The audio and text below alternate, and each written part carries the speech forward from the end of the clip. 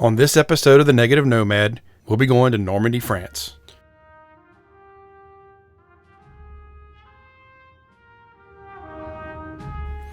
Normandy is located on the northern coast of France, and it's not a city, it's a region, and it's one of 18 in France. If you decide to visit this area pursuing World War II history, there are a few places you can see, but these are the most popular. There is Arromanches, where an artificial harbor was built to land equipment and support personnel. Longues Sur Mer, which was an artillery installation. The Normandy American Cemetery, which was what most people think when they visit this area. And Pointe, which was an area that was heavily bombarded when U.S. troops attempted to make landfall there. All of these places were part of Omaha Beach, which was one of the several code-named beaches for the D-Day landings. It's also the most popular in U.S. and World War II history. Other landing locations in this area is Utah, Gold, Juno, and Sword. Our first stop is Arromanches. Luckily for me, the tide was out, and I could walk out on the beach and up to one of the giant caissons. The caissons were used to make an artificial harbor, and after 75 years, they're still in amazing shape considering they've been subjected to seawater.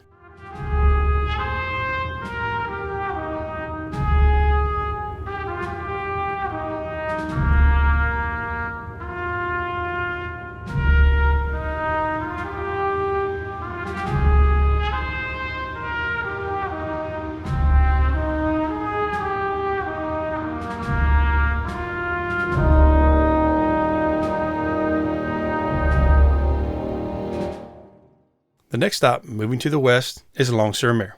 This area has 4 artillery installations and 1 forward bunker. Some of the guns are still in place, and some of them are in relatively good condition, despite taking direct hits from artillery.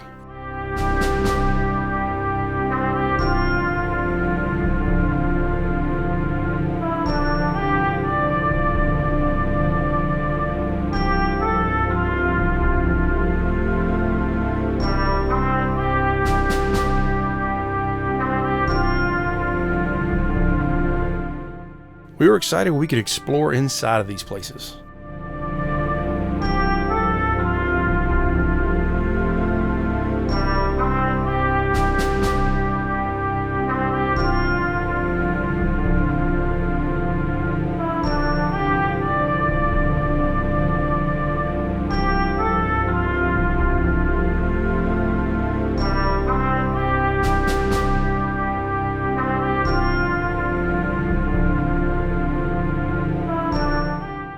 The surrounding fields of rape were in full bloom. It was acre upon acre of beautiful yellow blooms.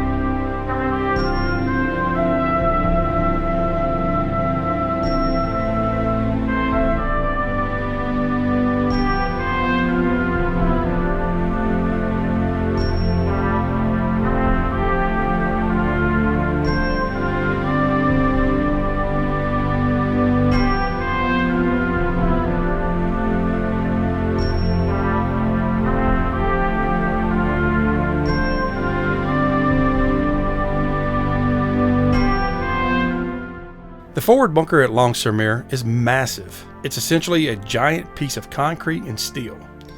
You can't get a true sense of the size unless you can step foot inside of one of these. The gap you can look out is quite perplexing. It's only about an 18-inch gap to the top and bottom and is around 6 feet thick.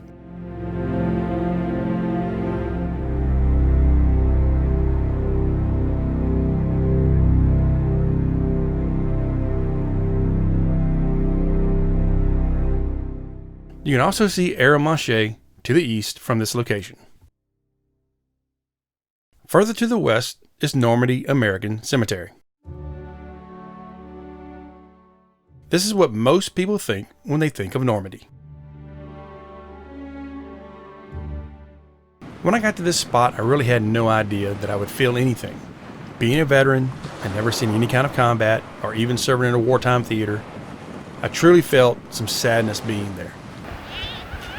We've come to Omaha Beach here in Normandy, and just beyond us is the beach where thousands of troops from the United States, Canada, Britain came ashore and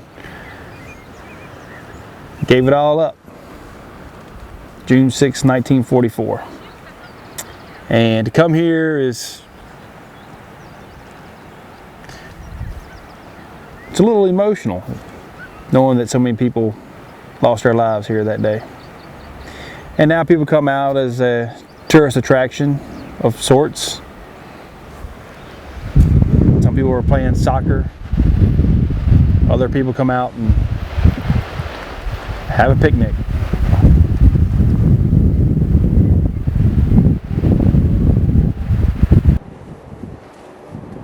Walking down to the beach and to the waterline was eerie yet strangely calming. I can see that opening scene from Saving Private Ryan, and it puts everything into such perspective. I wasn't too happy seeing that there was a parking area on the beach. I kind of felt like it was sacrilege. It was like they were parking on someone's grave.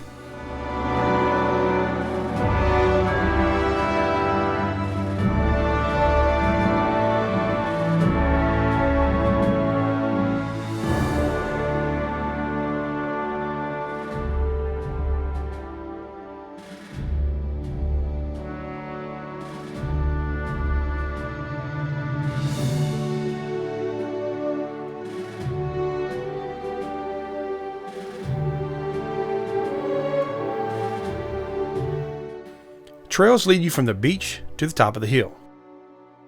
I cannot imagine running up this hill wearing probably 40 pounds of gear while being shot at.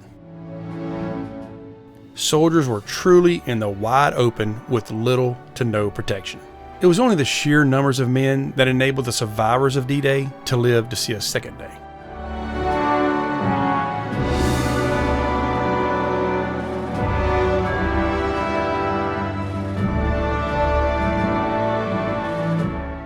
Again, there are bunkers that litter the area that you can explore, some of which took direct hits from artillery.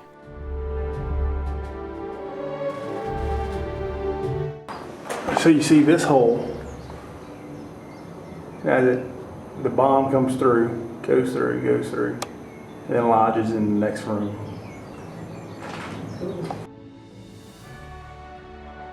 This is a monument to the servicemen who died with the 1st Infantry Division, also known as the Big Red One.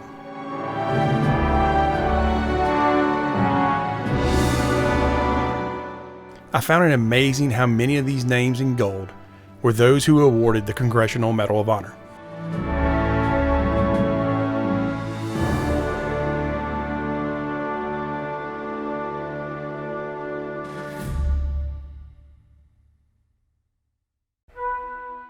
On the same property, there's also a museum.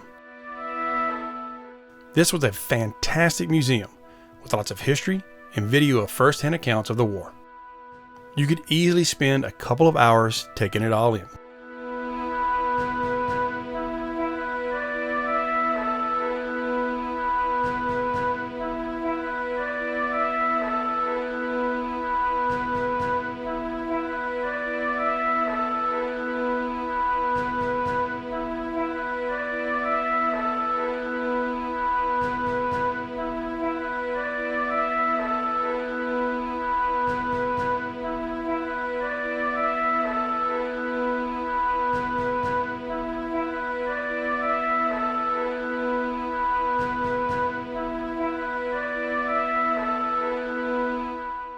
Outside of the museum is the Garden of the Missing. This is for the 1,500 soldiers that died here but were never located.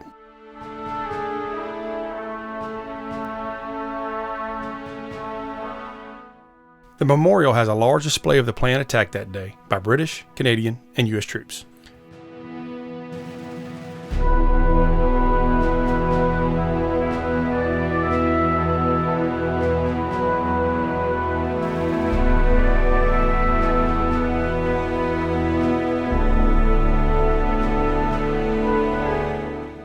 took a long time walking amongst the graves, taking time to notice where these soldiers, essentially kids, where they were from and when they perished. If you're a real movie buff, and specifically of Saving Private Ryan, you can find these two brothers who died here during the war, for which the movie was based on. In the movie, their names were Ryan, but in reality, it was Nealon, Robert, and Preston. There were two other brothers, but they survived.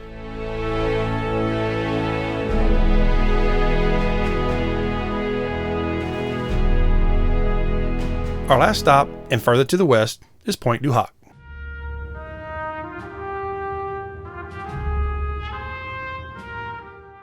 This is definitely a place I had never heard of, and one of the most intriguing. They kept this area relatively intact from the war. The impact craters from the artillery was left as they were 75 years ago, and you can still get a full experience of what some of these guys experienced.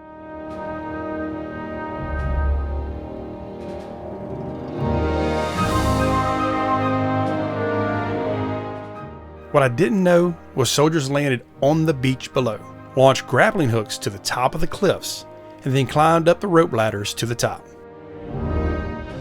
Soldiers were literally picked off one by Germans just by leaning over the edge and shooting them.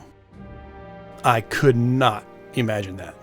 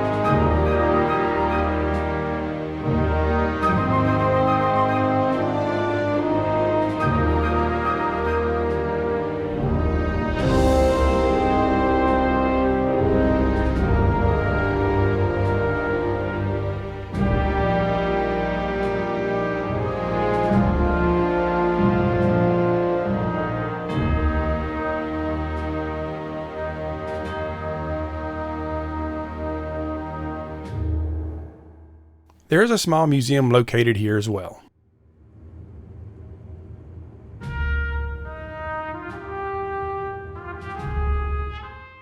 You'll find more videos from the soldiers who came here in 1944 and attempted to scale these cliffs, and hear their first-hand accounts. My overall opinion of Normandy is this can easily take a whole day to explore this region. There are several monuments, museums, and other similar attractions in the area. There are too many to share, and there are definitely too many for me to see, and I had other parts of France that I wanted to see on a limited time. Quite frankly, I was emotionally drained, as well as physically drained. If you would like to visit Normandy, plan your trip well. If you have difficult walking, or maybe handicapped, not all areas are accessible. Normandy is very much a country-style setting. Thankfully, due to the influx of tourists, most of the French can speak some English, and definitely enough to make it through the basics. However, once you venture away from Normandy, it's a little more difficult to speak with the others. Driving is very easy in France, and it's just as easy as driving in the US, so don't be discouraged from wanting to rent a car.